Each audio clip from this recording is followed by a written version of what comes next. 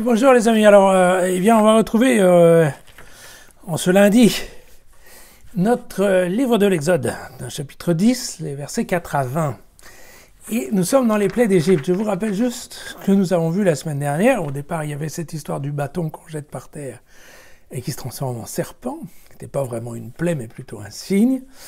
Depuis nous avons vu le fleuve de sang, vous savez, l'eau qui devient rouge. Nous avons vu les grenouilles, nous avons vu les moustiques, nous avons vu la vermine, c'est-à-dire en fait les mouches venimeuses. Nous avons vu la peste animale qui a normalement liquidé tous les troupeaux.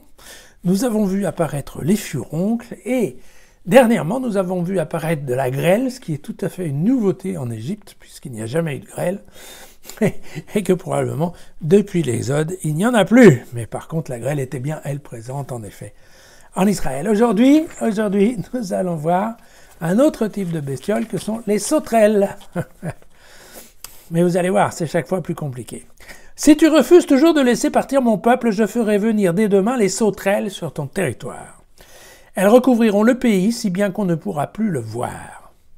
Elles mangeront le reste de ce qui a échappé, ce que la grêle vous a laissé. Elles mangeront tous vos arbres qui poussent dans les champs. Elles rempliront tes maisons, les maisons de tous tes serviteurs et les maisons de tous les Égyptiens, ceux que n'ont pas vu tes pères, ni les pères de tes pères, depuis qu'ils furent sur terre jusqu'à ce jour. Et puis Moïse s'en retourna et sortit de chez le Pharaon. Alors les serviteurs du Pharaon lui dirent, mais jusqu'à quand cet individu sera-t-il pour nous un piège ? Laisse partir les hommes pour qu'ils servent le Seigneur, leur Dieu. Ne sais-tu pas encore que l'Égypte dépérit.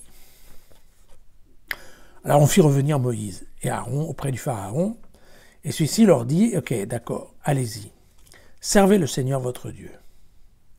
Mais, qui va partir ? Alors Moïse répondit, eh bien nous irons avec nos enfants et nos vieillards, nous irons avec nos fils et nos filles, notre petit et notre gros bétail, car c'est pour nous un pèlerinage en l'honneur du Seigneur. Alors Pharaon répondit, mais que le Seigneur soit avec vous, si je vous laisse partir avec vos enfants. Voyez comme vous cherchez le mal. Non, ça ne se passera pas ainsi. Allez donc vous les hommes, et servez le Seigneur, puisque c'est ce que vous cherchez. Et avec ça, on les chassa de chez le Pharaon. Alors le Seigneur dit à Moïse, étends la main sur le pays d'Égypte pour appeler les sauterelles, qu'elles s'élèvent au-dessus du pays d'Égypte, qu'elles mangent toute l'herbe du pays, tout ce qu'a laissé la grêle. Moïse étendit son bâton sur le pays d'Égypte, et le Seigneur dirigea un vent d'est sur le pays. Tout ce jour-là et toute la nuit, vint le matin, le vent d'est avait apporté les sauterelles. Les sauterelles s'élevèrent au-dessus de tout le pays d'Égypte et se posèrent sur tout son territoire.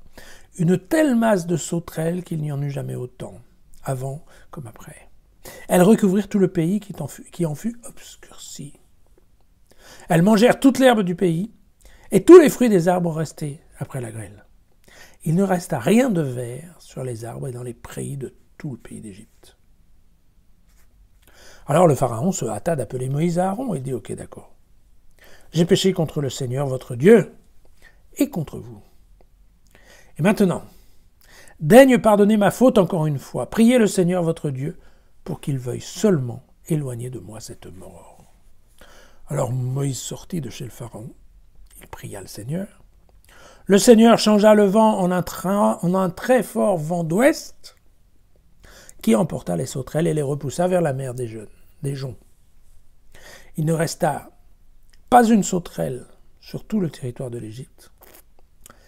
Mais le Seigneur endurcit le cœur du Pharaon, qui ne laissa pas partir les fils d'Israël.